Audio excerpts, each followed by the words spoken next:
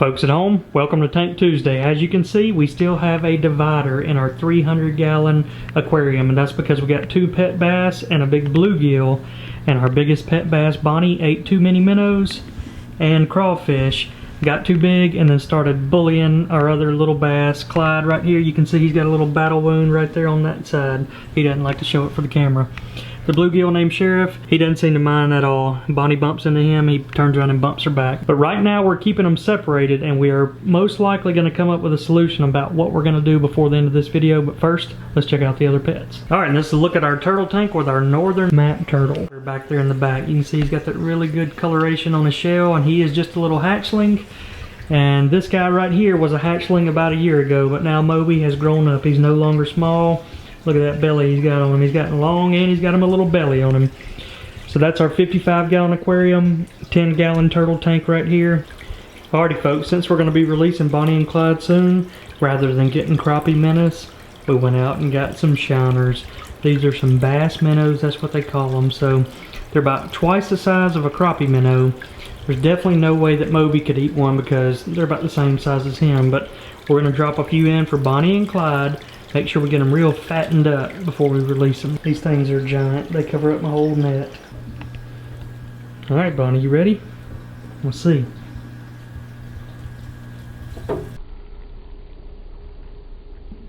Got him. That is definitely the biggest bait she has ever eaten. She's got a mouth full. She's thinking about it. But she's not letting it go. Yep, won't take many of those to fill her up. And there goes the scales. She got him. Alright, Clyde, you ready? I know Sheriff can't eat one of these big ones. It's a big one.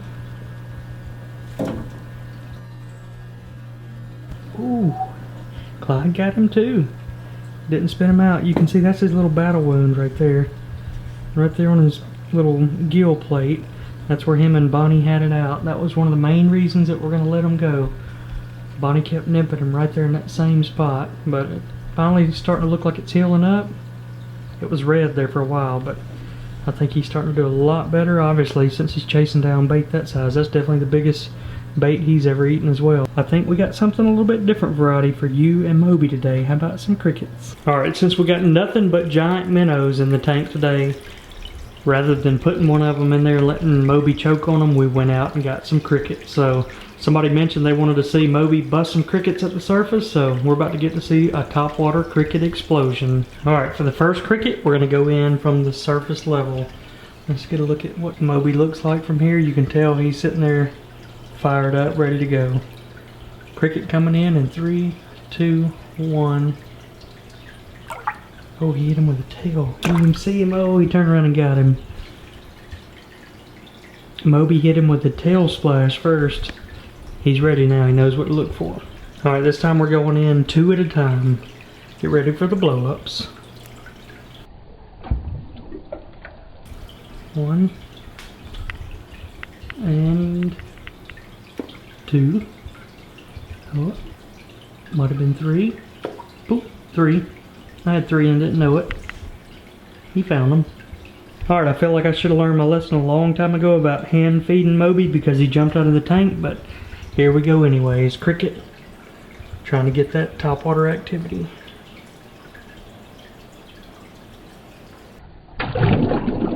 Got him. Alright, time for another topwater blow up.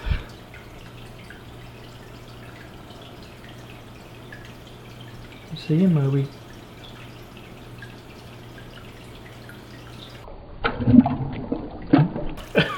He bit my finger.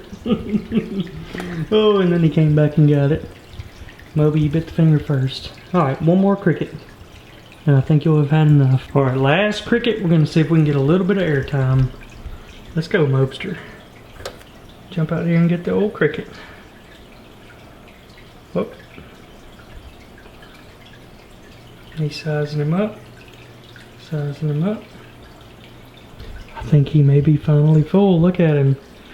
He's got a mouthful of crickets. I'm just going to drop this one on the surface, see if he'll hit him. Yep, he went up and got him, but I think this may be the first time I've seen Moby full. Look at that belly right there.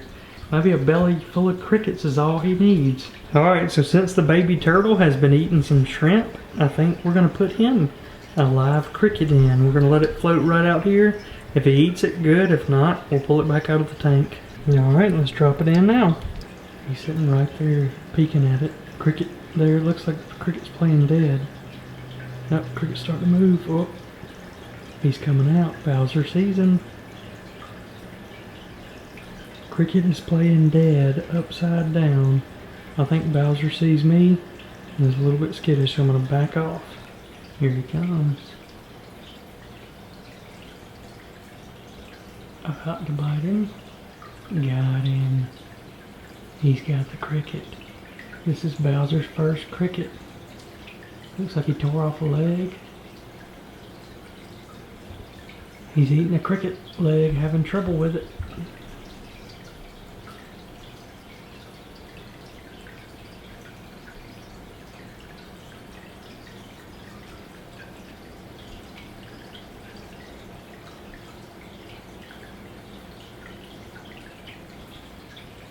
Got him.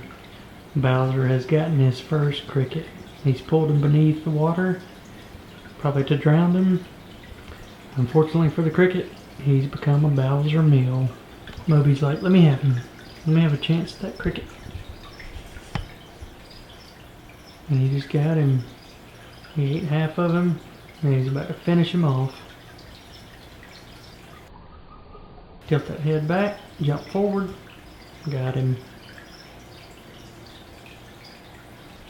Well, I have to say, I didn't know turtles would eat so much, but he's now eating live earthworms, pellets, shrimp, and crickets. One other cool little thing I forgot to mention, Sheriff is actually making a little brim bed down here. That'll kind of give you the idea of how deep he's building it. Don't ask me why he's building a little brim bed, but that's where he's been sitting and fanning that little area out, so that's his bed from now on. Alright, time to see if Sheriff or Clyde will eat any crickets. Alright, time to see if Clyde can eat another big shad. Sheriff's about ready to come up. Oh, he just popped him a cricket. He's finally getting out of his comfort zone there and eating a little cricket. Clyde's ready for the shad.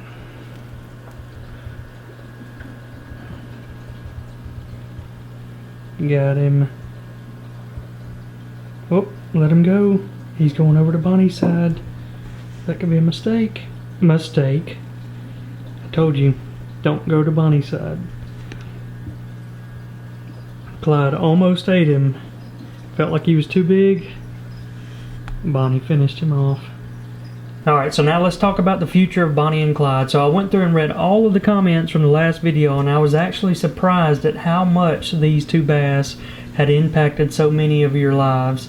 I mean, they've impacted ours for sure, because we've had them for the last couple years and raised them and lived with them and done all these activities with them. But I've noticed they've also made a big impact on your life. So the #1 theme in all the comments is, even if you get rid of them, do something to where you can get them back. So if we release them in a private pond, make sure you tag them and then we'll get them back. Or if you give them to Bass Pro Shop, make sure that if you build a pond one day, you can get them back.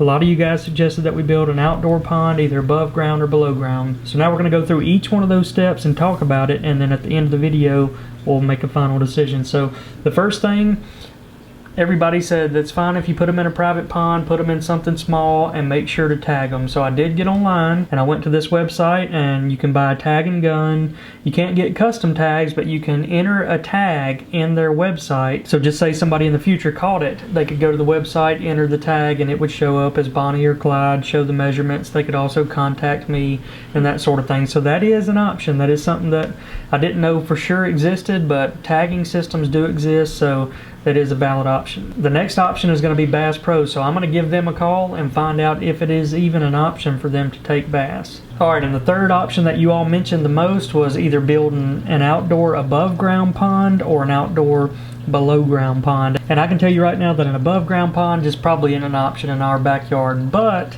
something like a koi pond is an option. That's something I thought about doing a few years ago and just never got around to it. Alright, so those are the available options, but I'm going to leave it up to Liz to make the final decision for Bonnie and Clyde. What's it going to be? Well, I read all of your comments and saw how much y'all wanted us to keep them.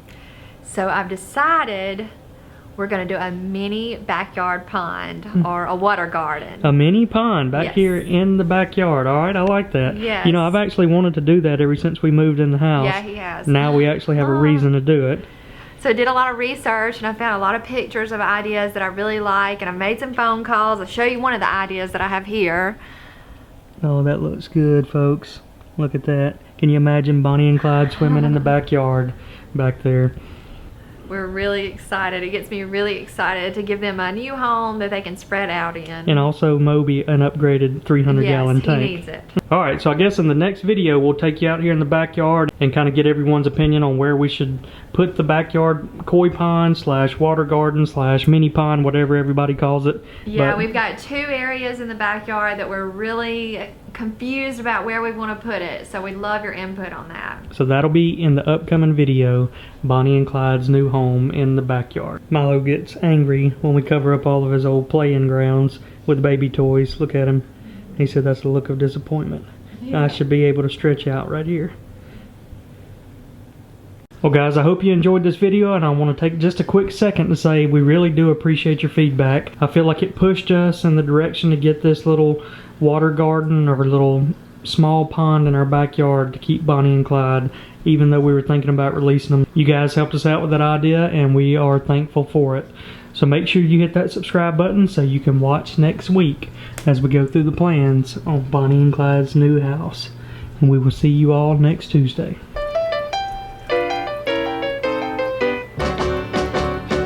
Bonnie and Clyde were pretty looking people, but I can tell you people they were the devil's children.